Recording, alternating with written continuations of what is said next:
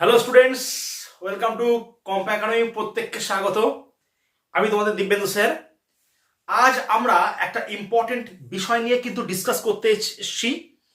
দেখো, নিট 2026 এর প্রিপারেশন নেওয়ার জন্য তোমাদের এই যে ইউটিউব চ্যানেল বায়োলজি স্কোর, যেটা সর্বতোভাবে তোমাকে হেল্প করবে বায়োলজির প্রত্যেকটা concept, each and every concept, physiology to anatomy to আমরা সোজা চলে যাবো বোটানি, সবটাকে কিন্তু আমরা খুব পুঙ্খানুপুঙ্খভাবে কিন্তু জানবো।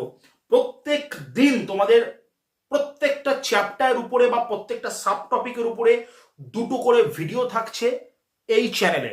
ভিডিওর টাইমিং হচ্ছে সকাল 10টা এবং সন্ধে 6টা। খুব ইম্পর্টেন্ট, দেখে নাও। আজকে আমরা যে বিষয়টা নিয়ে ডিসকাস করবো সেটা হচ্ছে digestive digestive organ digestive organ of human body. কি বললাম? Digestive organ of human body. দেখো, এই যে স্টাডিটা আমাদের জন্য কিন্তু ভীষণ প্রয়োজন। কারণ আমাদের শরীরের মধ্যে যে সমস্ত অর্গানগুলো আছে সেই সমস্ত অর্গানগুলোর অ্যাকচুয়াল লোকেশন কোথায়, কোন অর্গান থেকে কিভাবে যাচ্ছে একে একে একে একে, কিন্তু কোন অর্গান থেকে খাদ্য। এক কথা মনে রাখবে, কোনো খাবারে যখন আমরা মুখের মধ্যে চেবাচ্ছি, খাবার ম্যাস্টিকেশনের পরে সেই খাবারটা যখন গলধকরণ করা হচ্ছে, সেই খাবারের নাম কিন্তু আর ফুড থাকে না, নাম হয়ে যায় বোলাস। বোলাস যখন এন্ট্রি নিচ্ছে, পরপর পরপর স্টেপ বাই স্টেপ কোথা থেকে কোথায় যাচ্ছে, এটা কিন্তু আমরা আজকে খুব ভালোভাবে জিনিসটা দেখে নেব একটা ছবির মাধ্যমে। ঠিক আছে? এখন আমি যে ছবিটা আঁকবো তোমাদের এখানে সামনে ছবি এঁকে একদম পুঙ্খানুপুঙ্খভাবে বোঝাবো। ক্লাস কিন্তু শুধু এইভাবে হবে সেটা নয়, ক্লাস তোমাদের যে নোট অর্থাৎ ম্যাটেরিয়াল অনুসারে কিন্তু ক্লাস হবে, যে ম্যাটেরিয়াল আমরা এনসিইআরটি বেস্ট করে তোমাদের স্টাডি করাবো। ঠিক আছে, চলো এবার আমরা দেখো আজকে মেন জিনিসটা আমরা দেখে নিই। দেখো, এই যদি একটা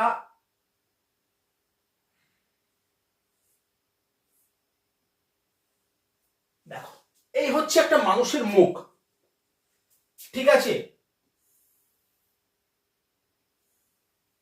এই নামলো, নামার পরে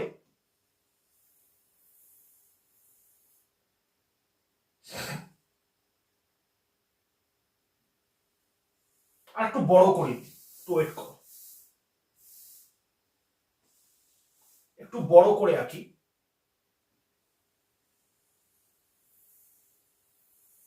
ফলে তোমরা আরো ভালো বুঝতে পারবে।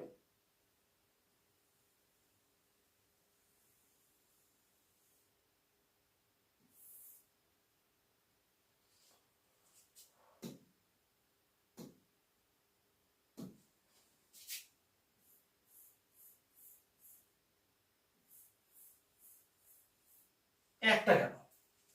ওকে,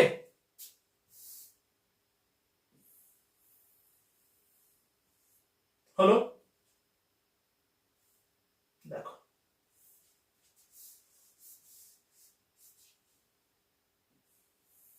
হলো। নেক্সট আমরা আবার ইয়েলো নিয়ে নিলাম।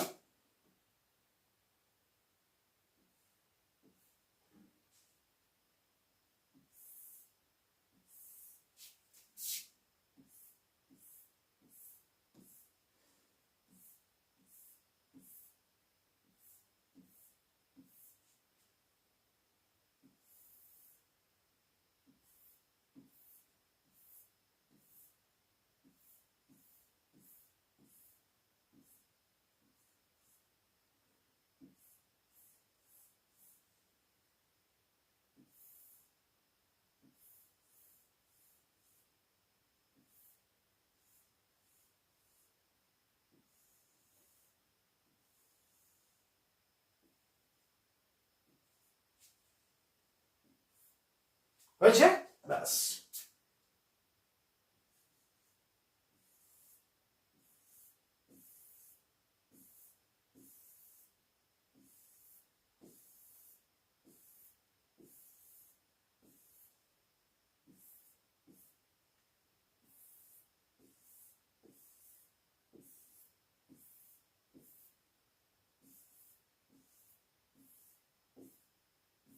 দেখো, এই হচ্ছে আমাদের ডাইজেস্টিভ সিস্টেমের একটা মোটামুটি ছবি। এবার দেখো আমি একটা একটা করে আমি নামকরণ করছি। দেখো,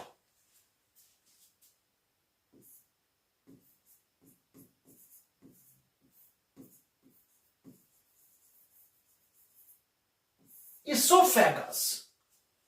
আগে কিন্তু ইসোফ্যাগাসের নাম চেঞ্জ ছিল, ও ইসোফ্যাগাস, ও ছিল একটা সামনে।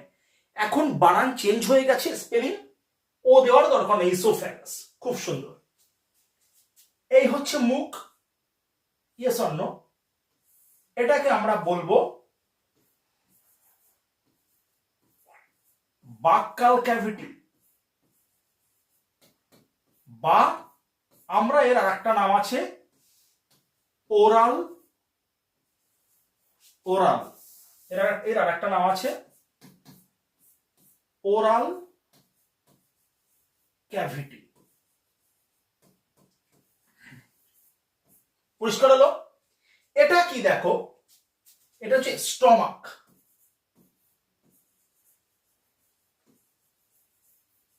স্টমাক। এটা হচ্ছে প্যানক্রিয়াস,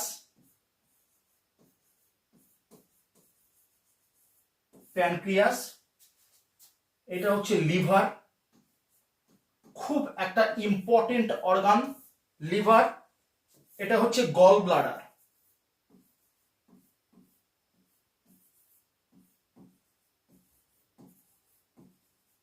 গল ব্লাডার। ওকে, এটা কি বলো? এটা হচ্ছে লার্জ ইন্টেস্টাইন,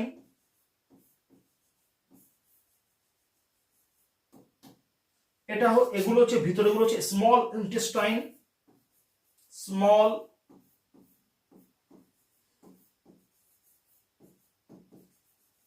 ইন্টেস্টাইন। এটা হচ্ছে অ্যাপেন্ডিক্স,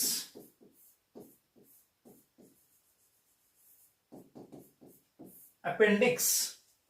এটা rectum,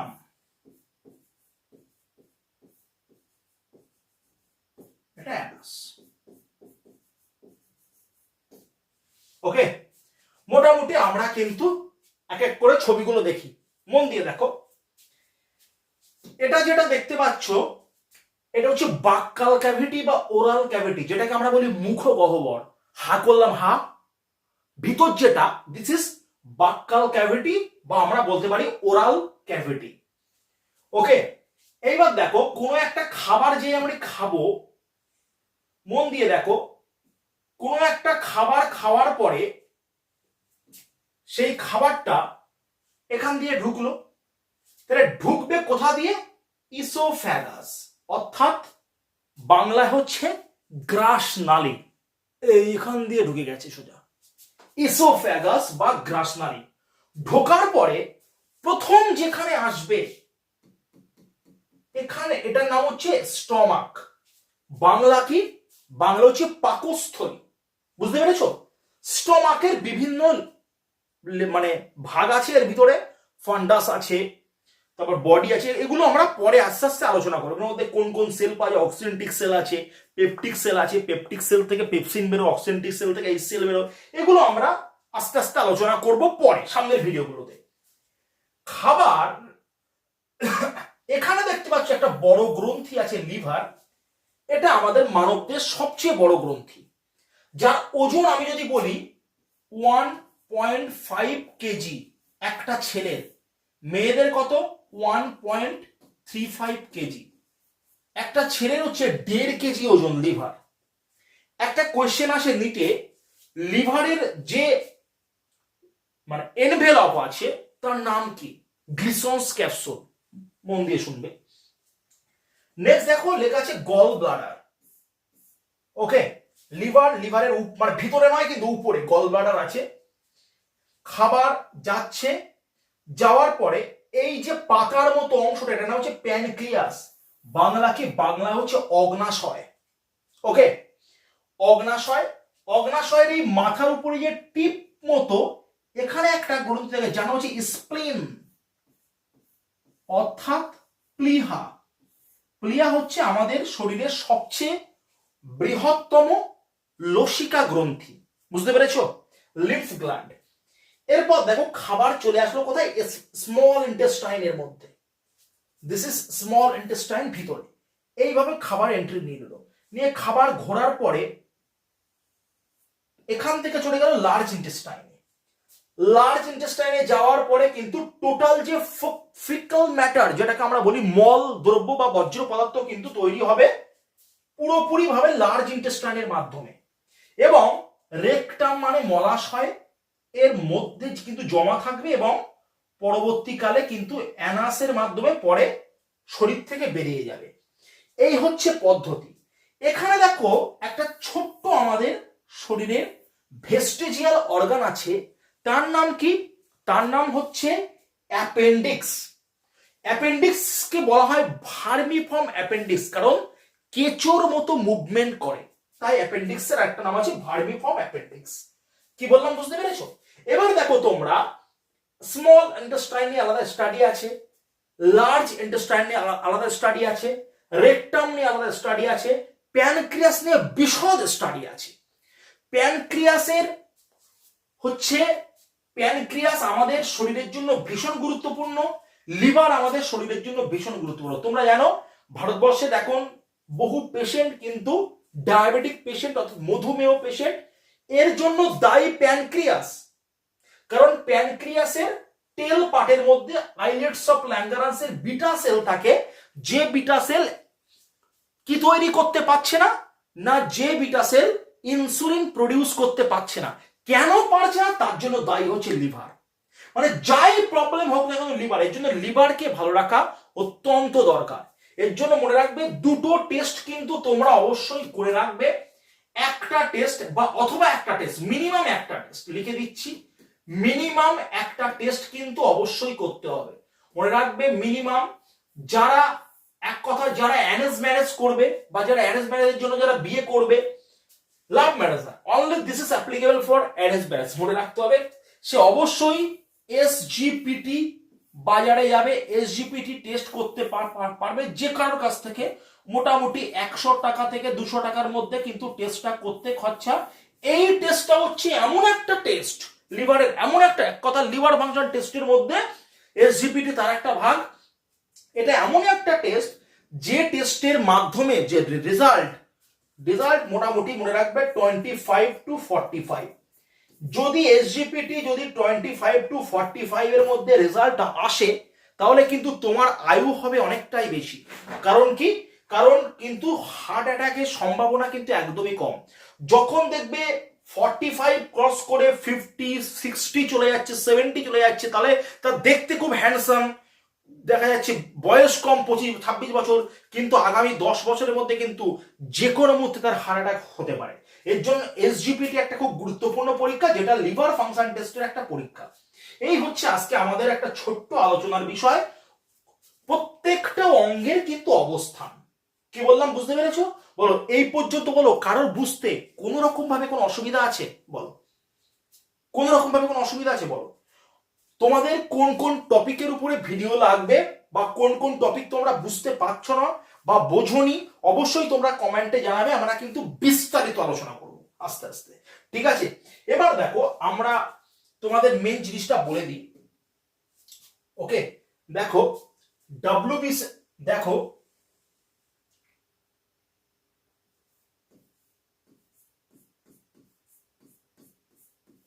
net Yuji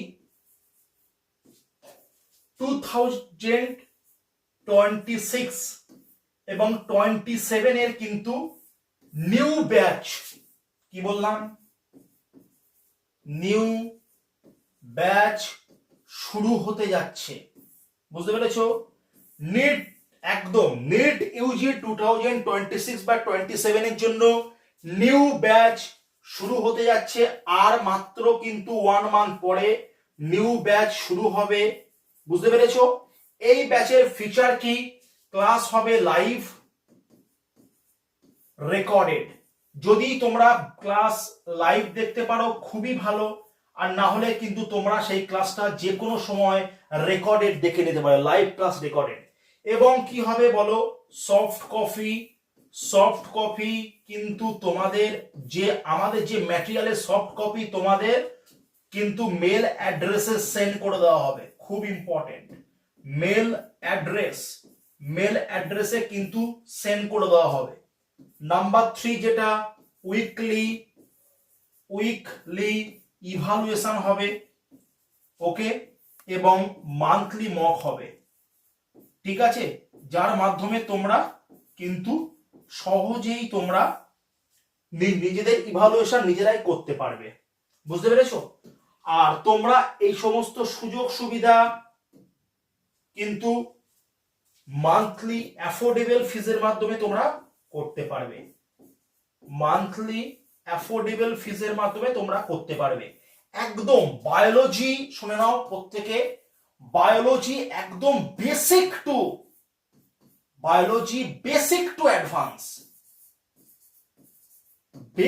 to advance সমস্তটা একদম পুঙ্খানুপুঙ্খ ভাবে ধরে ধরে কিন্তু শেখানো হবে। এবং সব থেকে গুরুত্বপূর্ণ যেটা, আমরা যে নোট তোমাদের প্রোভাইড করব আমাদের ইনস্টিটিউটের ম্যাটেরিয়াল, সেটা কিন্তু এনসিইআরটি বেসড এবং হাইলি এনরিচড, বুঝতে পেরেছো? লাস্ট মোটামুটি আমাদের 7 to 8 ইয়ার্স এর প্রিভিয়াস ইয়ার্স এর যা কোয়েশ্চেন, সেই কোয়েশ্চেনের উপর বেসড করে যে ম্যাটেরিয়াল, সেই ম্যাটেরিয়ালকে কিন্তু আপডেট করা হয়েছে, একদম কারেন্ট ম্যাটেরিয়াল, আপডেটেড ম্যাটেরিয়াল তোমরা দেখলেই বুঝতে পারবে, এবং এনসিইআরটি বেসড, ঠিক আছে?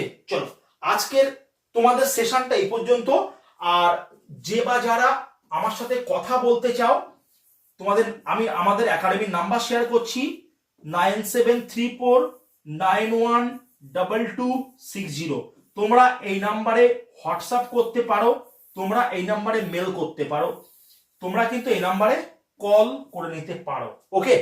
সুতরাং হচ্ছে যাদের প্রয়োজন আছে তারা অবশ্যই কল করে নেবে বা হোয়াটসঅ্যাপ করে নেবে। প্রত্যেকে ভালো থেকো, সুস্থ থেকো। আর নেক্সট সেশন আসছি আমরা কিন্তু পরবর্তী ভিডিওতে, আমরা আমাদের পরবর্তী আলোচনাতে আসবো। ধন্যবাদ।